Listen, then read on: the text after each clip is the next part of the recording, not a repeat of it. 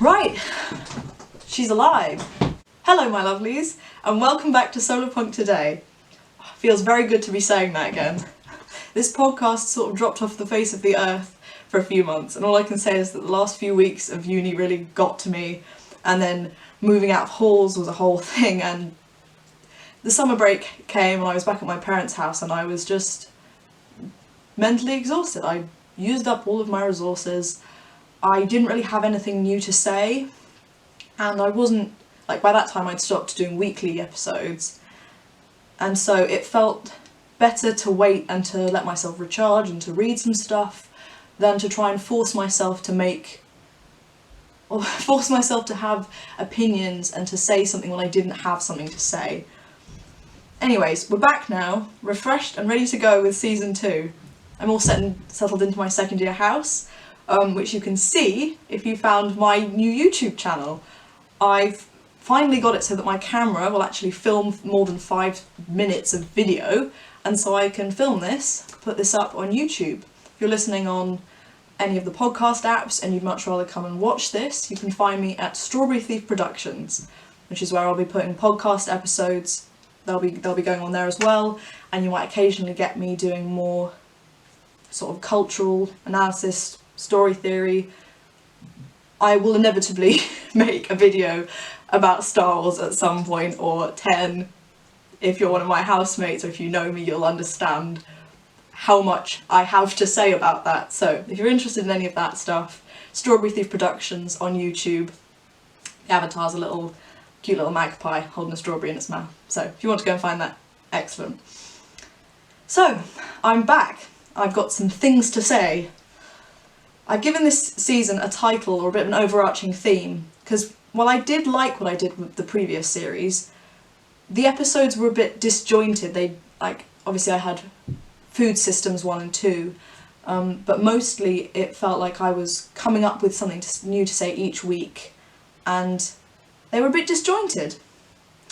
So this theme I think will help me centre my thoughts and just mean it so that there's something coherent running through the heart of this season, rather than just, here's some things that I think are really very cool. The idea of the world of separation, or rather the story of separation as he puts it, comes from a wonderful writer called Charles Eisenstein. Over the summer, my mum lent me one of his books. She's got like 3 of them. I think she's reading Sacred Economics at the moment, but she lent me Climate, A New Story.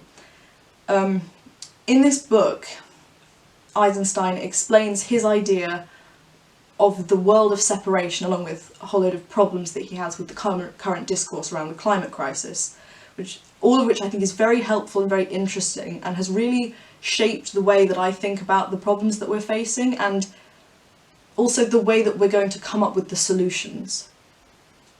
So, sorry, I'm just looking at my script. I'm not going to edit this out. This is just going to be me talking live, but yeah, so he criticises the current political paradigm on both sides of the aisle and talks about the specific issue of climate change, but also the problem with only focusing on that and only focusing on carbon emissions. This book, yeah, it really influenced the way that I thought about things, as well as another one that I'm currently reading, almost finished. Again, my mum gave this to me. Shout out to my mum, wonderful human being, very cool, very interesting. I want to have her on, that would be very fun. Me and my mum do an episode, but she gave me this book, Ecofeminism, by Maria Mies and Vandana Shiva, for my 19th birthday. I got round to reading it this summer after I finished Climate, A New Story. I have 1 chapter left to go. It's sort of a lot of essays, and it explores the concept of ecofeminism, or it sets it out. Obviously it's a school of feminist thought, but also of ecological thought, and it quite nicely ties up and ties together a lot of the issues. I know I personally, and I think there's a lot of understanding as well out there in the discourse, understand that the issues of patriarchy and the issues of capitalism and the issues of racism and all of the other isms, all of the other negative things, they kind of all link together and reinforce each other and aren't actually separate. I know that when I'm talking to my housemates about the things that are wrong with the world, we quite often end up referring to the system, which is almost unhelpful because but I mean the alternative is I like saying this, it makes me laugh. I feel like a proper blue-haired SJW when I say it, but the capitalist, white supremacist, cis hetero patriarchy. I think I got that right. But yeah, there's this system, and it causes problems. It causes ecological destruction, it causes rape, it causes police shootings, it causes lots of bad things, but those things are less the problems in and of themselves and more symptoms of a much deeper problem. And that is something that both ecofeminism and, I mean, all of Charles Eisenstein's work try and tackle and try and understand. So, that's going to be the overarching theme of this. I'm going to call this season something like Explorations or Adventures in the World of Separation. But obviously, if I'm going to be using this framework, using these ideas, I should probably set them out to you. I should probably do a little bit of world building so you understand what I'm driving at when I talk about this. I also just ought to preface this by saying one of the things that I personally am quite interested in is world mythology and stories in general, and it links to my interest in Star Wars that I was talking about earlier. The way that myths influence society and influence psychology and inform the way that we live. And Charles Eisenstein, there's this lovely little story that he comes up with. It's an idea about the way that we've chosen to be here. It's very spiritual, and if you're not into that, you won't be, and if you are, you'll be like, oh, amazing. But he very much talks about the story of separation as if it's this founding mythology of the world, and I do think that that's very useful because humans tell stories, humans understand the world through stories, and I mean, it also just pertains to my interests generally. So this work very much meshed with things that I'd already thought, but also expanded them. But I'll get down to the world building. I was very flummoxed when I was writing this episode about how I was going to explain the story of separation, and I had this instinct that I needed to be able to explain it from first principles in a sort of abstract sense and then give some concrete examples. But that just completely stumped me. Like, I have no idea how to explain what the story of separation is in one clear, concise, abstract sentence. And in fact, I actually almost think that impulse comes from, well, I'm very scientifically and mathematically trained. I did 2 maths A-levels, I'm currently studying environmental science. I have those skills and I have been trained to think like that, and so I think it was almost this like mathematical thinking was that I needed to do the simplest version of it first. But the story of separation is much closer to ecology than maths. It's very complex, it's very specific and detailed, it's not very generalizable, but there is a pattern. And so I started listing things. I started listing little examples I could give, and I realised that actually if I just talk my way through the examples, I'll end up with something pretty coherent. Like, I think a pattern will emerge and you'll see what I'm driving at. And so I've just got a list of things that I'm going to go through. The first one is quite literally the story of Genesis and the fact that we have, certainly in the West, sorry, I hope that didn't bugger up the mic too much, just got my laptop on my lap. We've got this idea from Christianity that man was created in God's image, and so that there is something about man that is other than animals, that is different, that is better, that is above, and also that nature is there to serve man. God creates all of the animals in the Garden of Eden for Adam. He also creates Eve for Adam, which is a pertinent point when you're looking with an ecofeminist analysis. But Adam is given the role of naming all of the animals in the garden, and yeah, so you have this idea that man's similarity to God, so something about his ability to create and his intellect, makes him fundamentally separate from nature. The next one is talking about the current scientific paradigm, and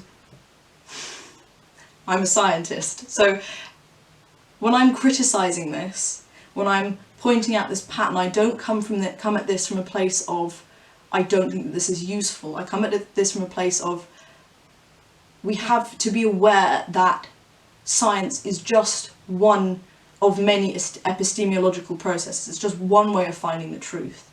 And it's useful, but it has its limitations, like everything else. And so I've got two things written down in different points in the list. The first one is science separates from things from their environment so as to control the variables. This is useful in, like, let's say chemistry or something, but it's not particularly useful for life. But when I was writing this, I was like, to control the variables. And you talk in science, and literally like at the GCSE level, about controlled and uncontrolled variables. But I had this moment of, oh, things are separated so that they can be controlled. Anyway, the other thing that I have written down on my list is that separation will put a lab rat in a box, nice, like I've got this image in my head of like a nice sterile, like clear plastic cage with air holes punched in the top, right? In a white lab, sterile lab, and it will change one thing about the environment. So maybe it will put a toy in there or not, and it will monitor how the rat behaves. But separation and the current scientific paradigm will tell you that this will give you a useful baseline for rat behaviour, without pointing out the fact that the rat is in a fundamentally unnatural environment, that the rat is probably freaked the fuck out. So what I mean is, separating things from each other so that you can control the variables is sometimes useful. Like in chemistry, physics, brilliant. Being able to know how forces work, how chemical reactions work, is very useful. So that you can't assume that separating something from its context will not fundamentally change its very existence, its behaviour. My favourite scientific experiment ever illustrates this beautifully. It's electron diffraction, and it's lovely gooey quantum physics. You can look this experiment up if I do a bad job of explaining it and you're interested. You can fire light at a diffraction grating and it behaves like a wave. You can also fire electrons, which under the previous model were assumed to be particles, at a diffraction grating, and they behave like waves. The problem with this is they arrive not as a continuous piece of information, but you can watch each individual electron hit the back wall. You should look it up, there's a brilliant video of it, and you're like, it's making a pattern. Because the thing is, each individual electron hits the back wall at a certain place, but the pattern is that they actually do diffract. This is very weird, this is very spooky. It's behaving both as a particle and as a wave. Very strange. We didn't think it would do that. The thing about this is, if you put a little sensor next to one of the slits, so you watch whether the electron goes through the first slit or the second slit, they stop diffracting. They stop behaving as waves because you've started watching them. The act of observation, the act of measurement, is not neutral and does not affect the system. You're participating in the experiment by observing it, and your observation will have an effect on it. And I mean, it's Schrodinger's cat as well, like that. It's that kind of quantum physics idea that something exists in both states unless you look at it, or unless you observe it, or unless you interact with it. And therefore the act of observation is the same as the act of interaction. So, one of the assumptions of like modern experimental science is that observation is not a variable that needs to be accounted for. But it is, so that's interesting. Okay, next thing on the list I have is private property separates people from nature, from the commons, in the name of making a profit. And in my head I haven't got anything specific because I haven't read lots about this, but all of that idea when the great closing off? I don't know, a thing that happened in English history where the nobles ran the peasants off the land, sort of chopped up the land into fields and put sheep on them. So the peasants who were living on the land as part of nature, farming it, living inside of it, they... Great enclosement? Something like that. The act of chopping up the land into discrete pieces and claiming them as private property, well, it's one, inherently violent, but this act separated people from nature, and it also meant you then had a whole load of peasant people who moved to the cities looking for work. But that was an act of removing a species from its environment and then fundamentally changing the environment. Next one I have is the economic system is based on extraction. Extraction of interest from borrowers, of resources from nature, and of labour from workers. So something that, again, my mum pointed out, my mum was very influential in the way I think about the world, so you just have to bear with the constant references to her. But my mum was reading another Charles Eisenstein book, and she'd had it explained to her very well, and she pointed out to me that our current economic system is based on the assumption of the creation of extra value. So if I want to start a business and I go to the bank and say, can I have a small loan of $1 million please? The bank will go, yes of course, as long as you pay us back more money than that.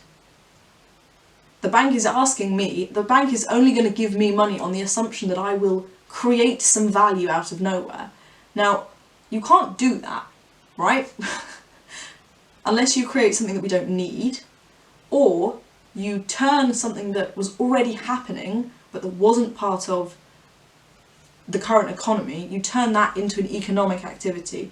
A really good example of this is, and this links to a lot of ecofeminist stuff as well, about the way that women's work is like around the home, where women are the producers and the consumers. That is assumed to not be production. That's not assumed to have any value because it doesn't have any economic value. And so the best example that I can come up with, I just think it's nice and clean, is that my mum making me a sandwich, making me a packed lunch, does not create economic value. But she's made a sandwich and I eat the sandwich, right? Good. I've had lunch, I'm happy. I could buy a sandwich from the canteen or if I'm on the train or whatever. That sandwich that I've bought outside the home has economic value. The one that my mum made for me does not have economic value. But we have the same number of sandwiches needed and the same number of sandwiches created. So you can either create a product that nobody needs, that isn't particularly useful, and then have your marketing people convince people that they need it and create extra money, extra value that way. Or you can take something that is inherently valuable but doesn't have a price tag on it, and you can rip that out of the nice little consumer producer loop and turn it into an economic proposition, and in doing so create profit for yourself. So that's the interest from borrowers thing. You can also go to nature. You can go to your mountain or to your forest or to your river, and you can blow the mountain up and sell it as gravel, because gravel is more economically useful than a mountain, even though a mountain is, I think, more valuable in literally any other value system. Or you can go to your rainforest and you can chop it down and you can turn it into a cattle farm, even though again I would say that a rainforest has more inherent value than a cattle farm. Or you can go to your river and you can build a dam and you can completely destroy the ecosystem, but you can produce electricity. Glad that one worked out. I didn't know what I was going to say for the river. But the point being, you can be a factory owner and you can get people to turn up and work every day, and because you have the legal right to bully people because they use your stuff, you've got some stuff, but you're not using it, but you can get other people to use it, and because it belongs to you legally, you can make a profit off somebody else's labour. So that's what the system is built on, and that's like the real fundamental problem with capitalism. Obviously, workers owning the means of production is very cool and good, and very in favour of that, but we need to go further than just that, because it would be very possible for a socialist world to still exploit nature and exploit, like, you could build a socialist system that didn't work very easily. We've got to get everything else right too, because class is not the only issue. So yeah, the economic system. Oh yeah, next one, borders, countries. Like I said before about chopping up land and throwing people off it, like, once you've enclosed an area, you can act as if you can make decisions about which side of the line people should be on. Monkeys don't have this. Parrots don't have this. Fish don't have this. They live on one planet. Obviously they're limited. They tend to stay inside of their ecosystem because that's what's keeping them alive. But borders are completely arbitrary and silly, and the idea that we are, like, actually divided, like, I can't go wherever I want in the world, not because I don't have the resources to get myself there, but because I might not be allowed politically. Like, some people can just tell me that I'm not allowed to go there and then beat me up if I go there. Because, like, that's also the thing. All laws are built on violence. On some level. They are. And that's not necessarily a bad thing. Like, I'm fully up for people being able to, like, beat other people up if someone's, like, pulling down the rainforest. But it's always worth remembering. There's always the threat of force, like, right at the bottom of the legal system. Anyways. My next point is... Oh, actually, well, I'll skip one and do this one next. Polarised politics. I'm British. I live in the UK. We have essentially a two-party system. We also have a first-past-the-post political system, which is whack and bad, and means that, like, literally, you could have 30% of the people in the country vote for one party and they could be in government, because those 30% of people are properly distributed, and because there's one mainstream conservative political party and there's, like, at least two. I would consider the Greens fairly important. If I could vote for anyone, I'd vote for the Greens. I'm not ever going to be able to vote for them because that would be throwing my vote in the bin, and that's really silly because that opinion shouldn't be discounted. But yeah, we have this first past the post system, which is very unhelpful, but we also have a two-party system, really, anyway. And that's ridiculous because politics isn't a sliding scale. There's lots of sliding scales in politics. There's economic, there's all of the different social issues, politics should be a conversation. We should be talking to each other in depth about our different ideas for the world and listening to each other too. And we do not have that. We have culture war and we have this massive fight between two sides, and it's like, I don't really like either of them. I don't think if Keir Starmer was Prime Minister he'd be doing much of a better job than Boris Johnson. I'd rather have him there, but that's like a utilitarian lesser of two evils answer, and not someone actually represents what I believe. Yes, humans as another species of animal. It's helpful for me to view myself as mostly an animal with some human capabilities, because it gives myself a lot of compassion when I'm a bit useless. Like, I'm capable of being very useless. I'm capable of knowing what I need to do and not doing it. And sometimes that's because I'm actually being lazy, but a lot of the time it's because my body won't let me. And I don't know, it's useful for me to consider myself personally as an animal that needs taking care of, or a child that needs taking care of, than some kind of higher intellect that is always right and always knows what's going on and is in some way superior to, I don't know, the cats that I meet on the street. It's like, I think they've got it sorted out a bit more than I have. So yeah, and we're also, it's meant that the world that we've created is a very bad zoo for humans. Like, you wouldn't put a monkey in a zoo like this and expect them to be happy. Or maybe, like, I'm in a very, very nice house right now, and I also, like, I'm 5 minutes from the sea, and there's lots of countryside near where I live, and so I can go for walks in nature pretty much whenever I want.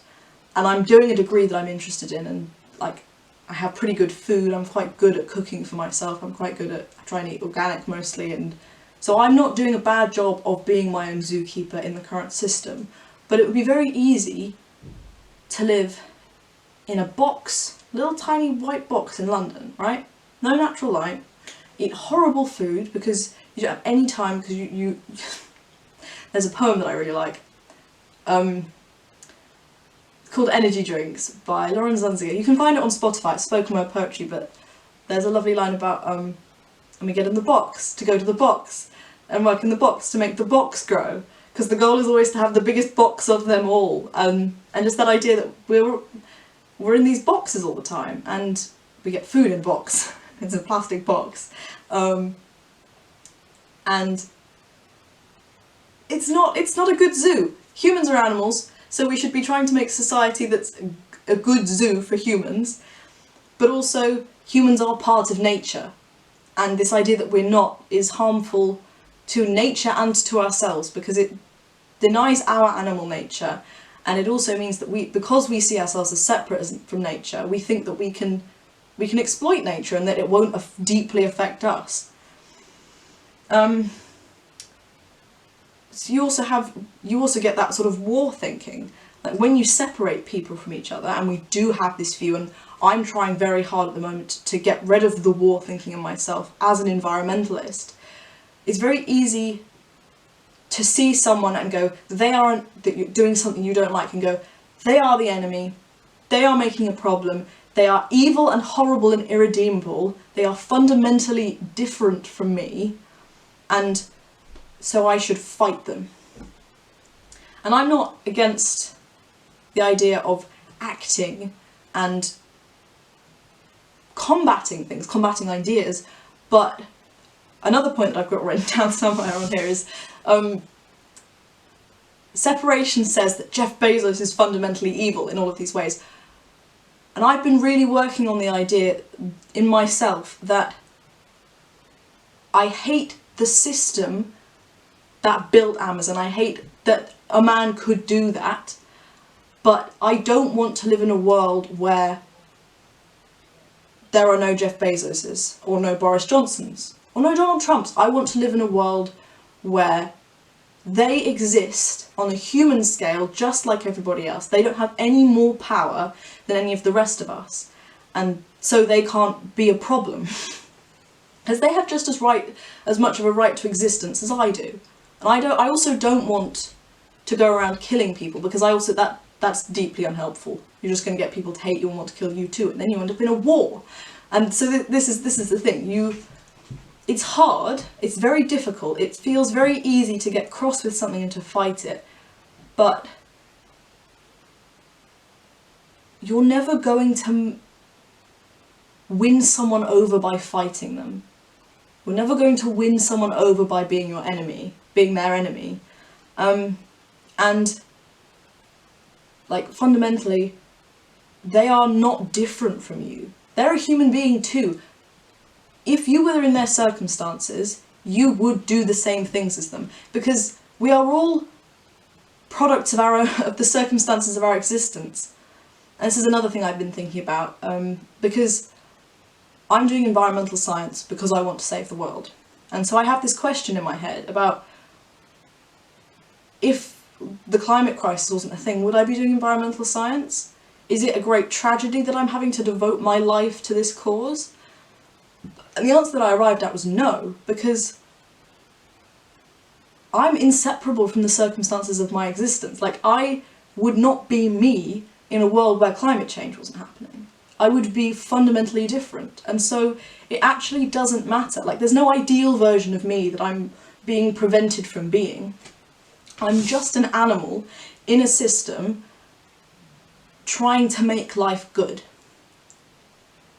And so's everyone else. Like, I'm not absolving Jeff Bezos or Boris Johnson of any responsibility, but it is much more helpful to look at them as fellow members of the species, fellow animals, fellow human beings, who have made some choices that are trying to make the world better. Because I also think there's actually very few people on this planet who are actively trying to make the world worse.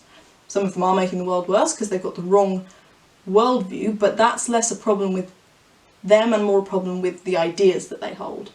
So I'm very much for attacking ideas, but I don't think that fighting people is helpful. And yes, this whole idea of like separation says I am one way and they are the other way, and they are fundamentally different, and they are evil, and they aren't even human, they're animals, and so we can kill them because animals are worthless, because nature is worthless. What was I going to say after that? I had an idea. I'll go through the list. Oh yes, just obviously xenophobia is very straightforwardly derived from this. Any kind of extraction, any kind of damage to nature is derived from this. We have this idea that we live in a zero-sum game. And I also wanted to talk about Darwin for a second. Because, like, obviously the whole theory of evolution was a massive blow to the idea that humans were separate from nature. It was an outcry. Because it went from humans are a step down from God to humans are the same as monkeys. And that was a massive outcry. But I'm now going to criticise the way that the theory of evolution is sometimes viewed, because you very much get the phrase survival of the fittest is very easy to misinterpret.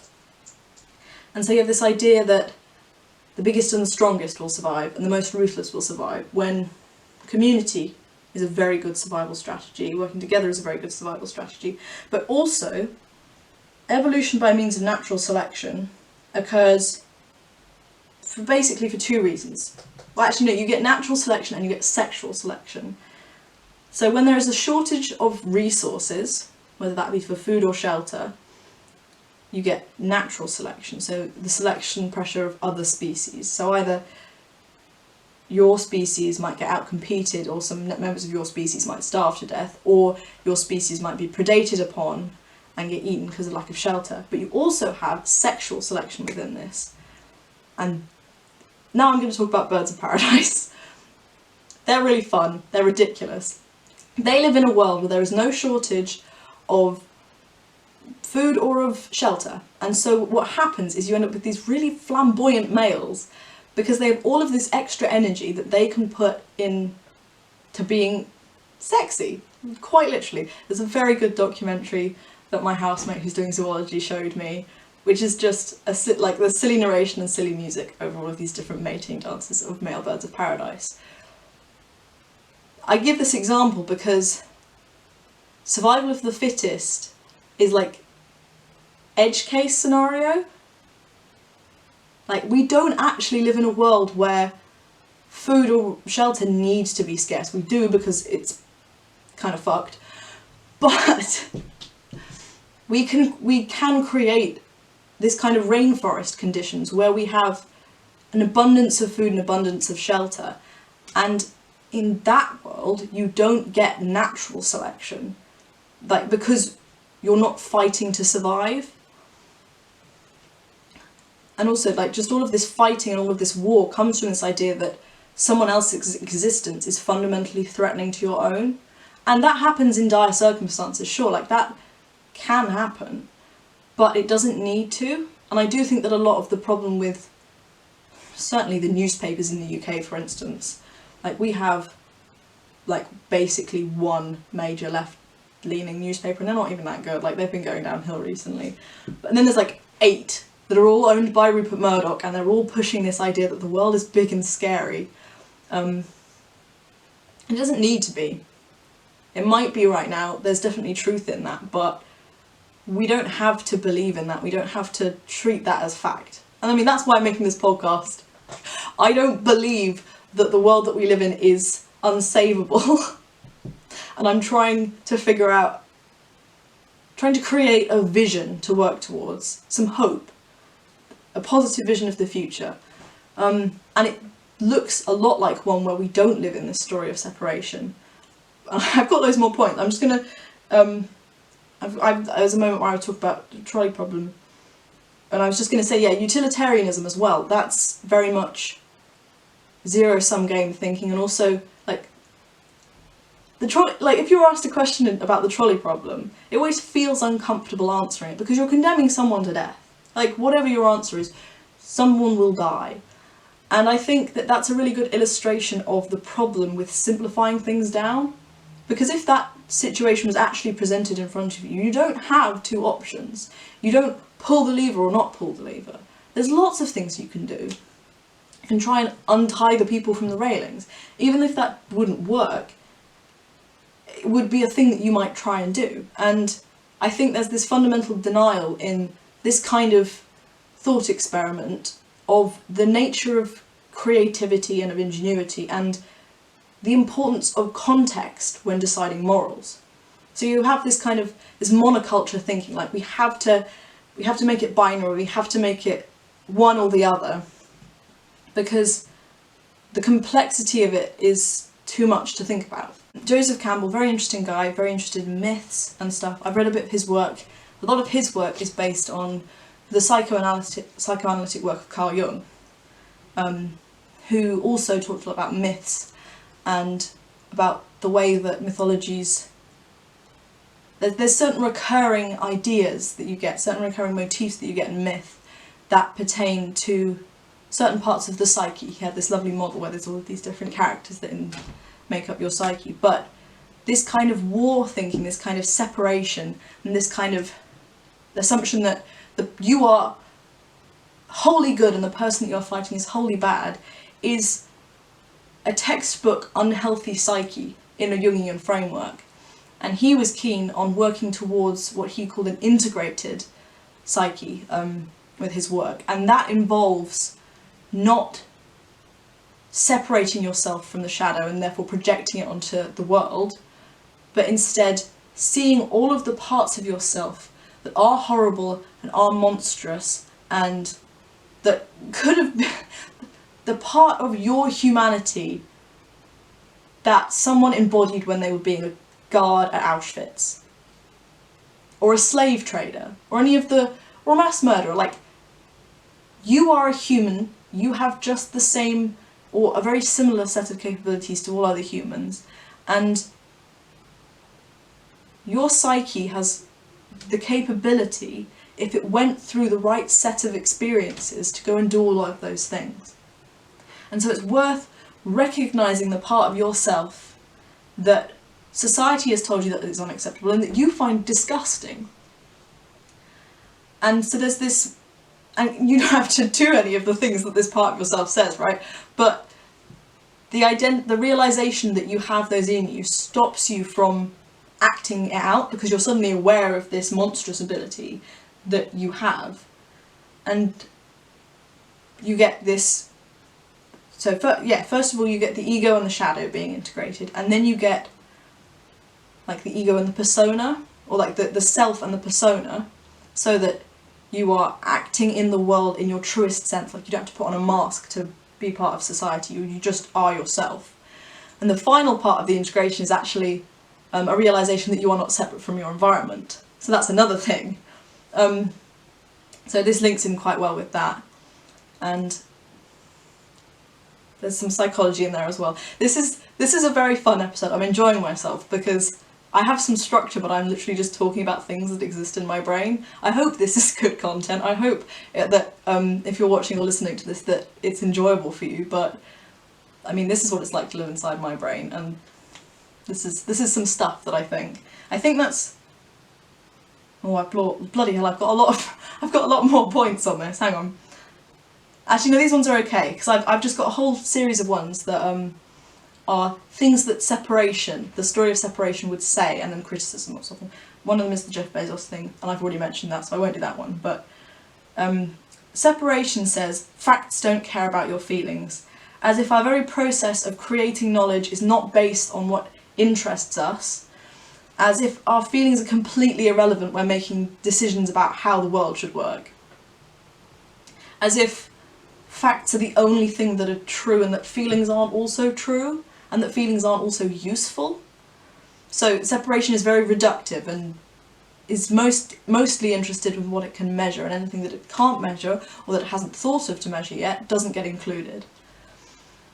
Separation says we can live indoors and conduct all our social interactions over the internet because the outside world is dangerous and we cannot possibly put ourselves at any risk of death, because death is failure. Death is a failure of our medical system, is a failure of our ability to keep ourselves safe, without ever considering that you have, like, maybe not living properly is more of a tragedy than dying. Maybe dying well is better than living on forever as a disembodied consciousness in a machine, or plugged in to a million sort of drips and on a million drugs just to keep you alive for another few weeks. That maybe there are other values than just alive or dead. Maybe joy is more important than longevity. Maybe there are other values that we should be considering as well. Separation says, the patriarchy is bad without criticising capitalism, or capitalism is bad without criticising racism, or racism is bad without criticising homophobia, etc., etc. I've already touched on this one, but separation sees one problem and goes to war against it, looking for one solution, looking for a win. It doesn't take the time to step back and see things as part of the ecology of problems. You don't get one problem and one solution. You don't get one symptom of a disease. You also often don't get one cause. And sometimes you have different causes but the same symptom. Separation fails to recognise the inherently complex world that we live in.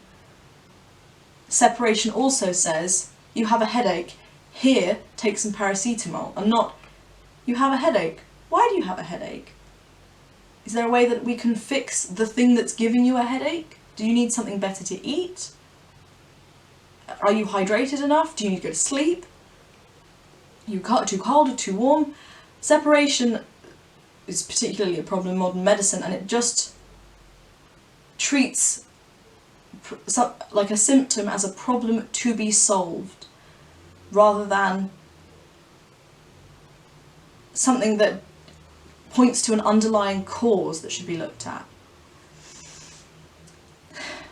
This one pertains a lot to what Charles Eisenstein talks about in Climate A New Story, but separation says climate change is going to kill us, so we have to stop emitting CO2, without recognising that electric cars and carbon sinks are not going to solve this problem, and without recognising that high CO2 emissions is not the problem, it's a symptom of the problem, it's part of the web of problems, but if we only stop emitting CO2 but continue to destroy the environment, things will be bad. Even if we planted loads of trees but in monocultures, things will be bad.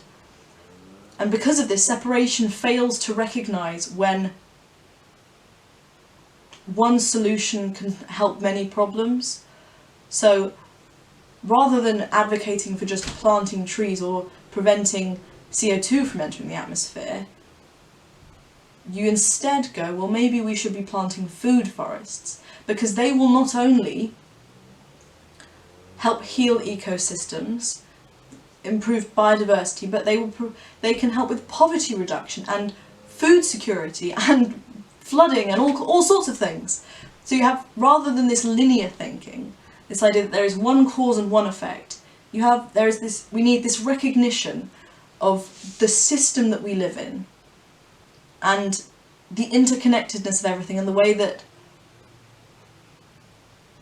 if we only look at one problem, we might do something that causes a very big problem. So if we only look at food security, or we only look at labour shortages on farms, we might go, oh, pesticides are a brilliant idea.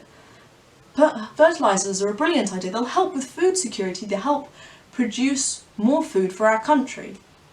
Without the recognition that those pesticides and herbicides and fertilisers, even, like an overabundance of fertilisers, an overabundance of cow poo, like something completely natural. When the cows poo on the concrete in all of the big farms in the southern US, that washes off into rivers, because it doesn't go into the soil, washes off into rivers, and it's causing ocean eutrophication in the Gulf of Mexico, because there's so many nutrients in that part of the ocean, there's an overabundance of it, and this creates algal blooms that use up all of the oxygen in the ocean, and then there's no fish.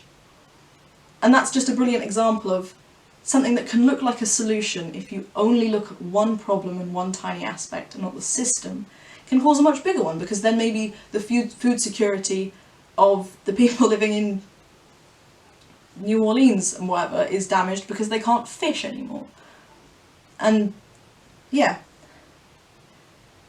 Separation says matter is dead and inert, and change only occurs when a force acts upon an object. Something that we know isn't true.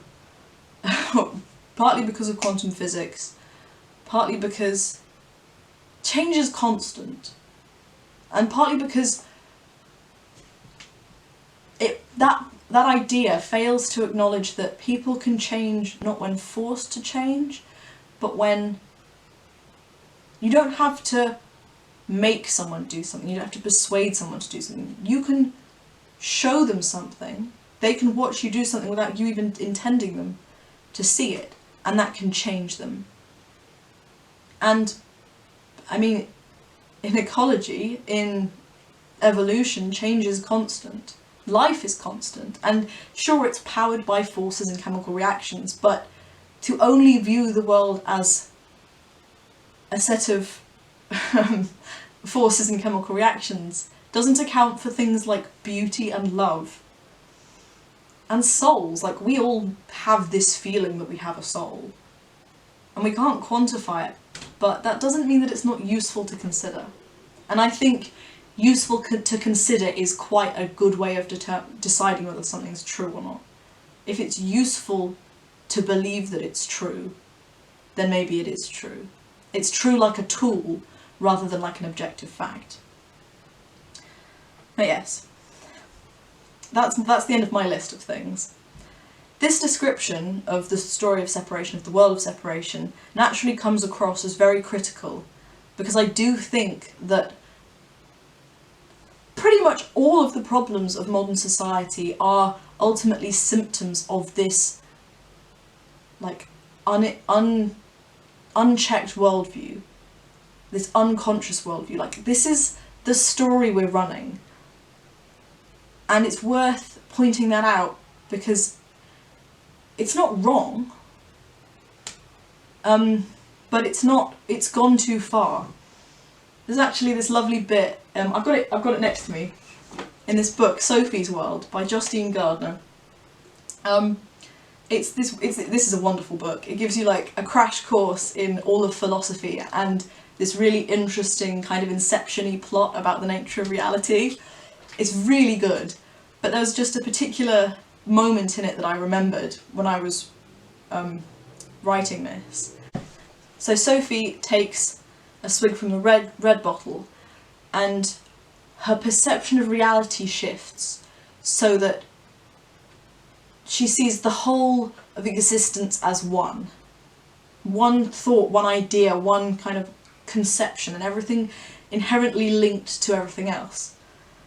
And then she takes a swig from the blue bottle, and things go right the other way. And so she can see every single leaf on every tree, and she's intensely interested in the differences in these three sparrows that are playing a game, and the way that they all behave slightly differently. And she has this realization that she is Sophie Amundsen and no one else is that. And just the kind of the difference of everything kind of comes out into extreme focus. And she then asks her mentor, Alberto Knox, who's this philosophy teacher, which one's the right one, which is the right view of the world, and which is the true one. And he says, well, they're both true. They're both true and they're both useful. And what Sophie does next is what I think we as a society need to do, which is that she takes a little small sip of the red bottle to bring her slightly more back to more the centre, and she goes a bit too far, and so she has a tiny bit more of the blue bottle to bring her back into the centre. But we as a society are drunk on the liquid from the blue bottle. We see everything as way too separate from ourselves. And it's this kind of individualism on steroids that's the problem. And it's not because it's not useful. Like, as I've said plenty of times in this episode, science is really useful. The scientific method is incredibly useful. And being able to, like, chop down trees and build wheels out of them, for instance, brilliantly useful. but we really need to look very critically at how far we've gone into this world of separation and turn the ship around, because quite frankly we have gone too far in, and we need a different paradigm. And this is the fundamental idea, I think, of a lot of Charles Eisenstein's work, and especially of Climate: A New Story, is that we need a paradigm shift, and so we need a new paradigm. He calls this the story of interbeing, and he's very keen in his work that we don't jump into this, that we at the moment we have to exist in the space between stories so that we can let these new stories kind of grow, that we can't force them into existence, because that very thinking that feels like we should force something to, we need a solution now, that's the problem. Like, that's part of this old way of thinking. And yeah, just we need this story of interbeing, but it's going to take us a while to get there. But that we will get there, that we are all waking up, that we can see the problems. And so that's why I'm making this season of SolarPunk Today about this concept, because I think it's a concept that I certainly want. It lines up very well with all of the principles of SolarPunk for me, and I want it to become this central concept. And that's why I'm making a thing. I'm making some content about it, hopefully so that it becomes this concept that more people are aware of, that more people start talking about. And I don't know, I find this idea of the world story being fundamentally wrong quite compelling, because it quite clearly is not just capitalism or sexism or racism or any of those things. Like, it's very, very fundamental and very baseline, this idea, this separation. And it's also therefore kind of easy to fix, because we just have to act not like that. I think I'll finish off by telling you about this very interesting conversation that I had with an old bloke in a wheelchair on last Friday.